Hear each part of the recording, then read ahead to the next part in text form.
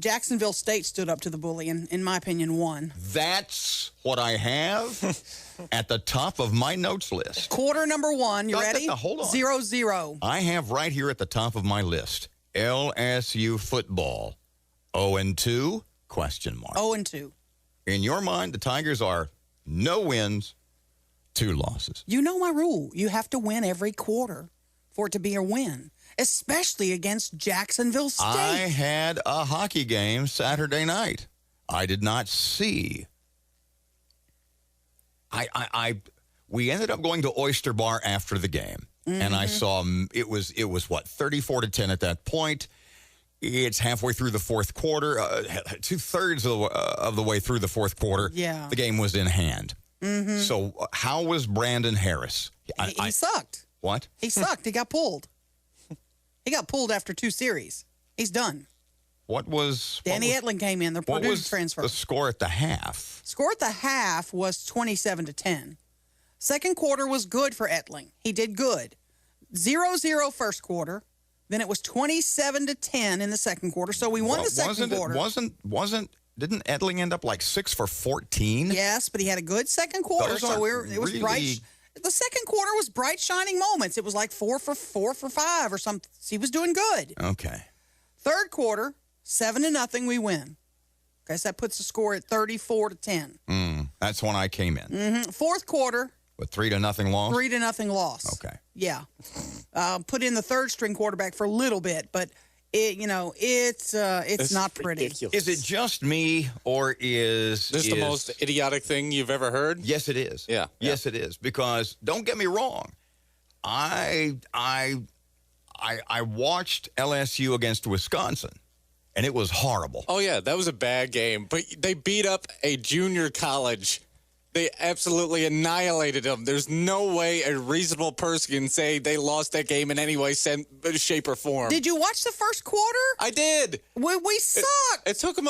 They pulled Brandon Harris, and the world was all sunshine and rainbows. For one quarter. Then we sucked the rest of the way. Okay. We're going to get crushed in the SEC. I hope so. Well, that's interesting you say that, because is it Mississippi State this week, then Coming Auburn, to town, then yeah. Auburn the week after that? Yeah. So what is your solution? Oh, man. You, like all crazed, unrealistic LSU fans, think that you have a birthright to the national championship every season. And when reality hits you between the eyes that you may not have the best, and you and LSU fans, you say, well, we have the best talent. Oh, no doubt. We should beat Alabama every year. Have you watched Alabama? Alabama's going to kill us. Alabama's going to kill us. Okay, so wait, stop. Here's the theory. Hold on. If LSU, according to the Erin McCarty College Football Weekly. Guess which college has more players in the NFL than any other? If according to the Erin McCarty College Football Weekly, LSU has the top talent in America. No doubt. Why don't they win? Here's the problem. Here we go. Are you ready? You had to ask. Get your hand near the dump button, my bud. To ask.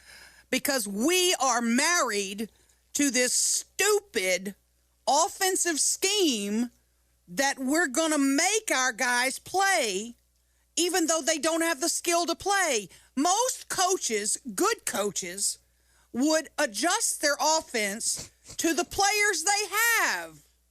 But we're going to drill this pro-style scheme in and in and in. Brandon Harris can't play it. Is it obvious yet, you dumb bunnies? Is that legal? He couldn't play any offense. Did it occur? No, he's a very let me wait. Hang on, because Brandon Harris is a talented individual, and I cry in my heart for him when he's booed off the field at Tiger Stadium. Imagine how that feels for that 19, 20-year-old kid to be booed off the field at the place he's dreamed his life of playing. So the fact that the LSU offensive line was I'm not going to say manhandled, but the LSU offensive line was manhandled by the Wisconsin defensive line. The Badgers. Is not because, boy, was that a perfect Wisconsin dialect or what? Yeah, wasn't it? Nailed it. So the fact that the LSU offensive line was manhandled by the Wisconsin defensive line is, in your mind, has nothing to do with talent, but has to do entirely with offensive scheme. Oh, don't get me wrong. Don't get me wrong. We need work on blocking. Okay, so we'll say that. It's not that LSU's offensive line wasn't as good as Wisconsin's defenders. It's that the scheme was bad and they need more practice. They need more practice.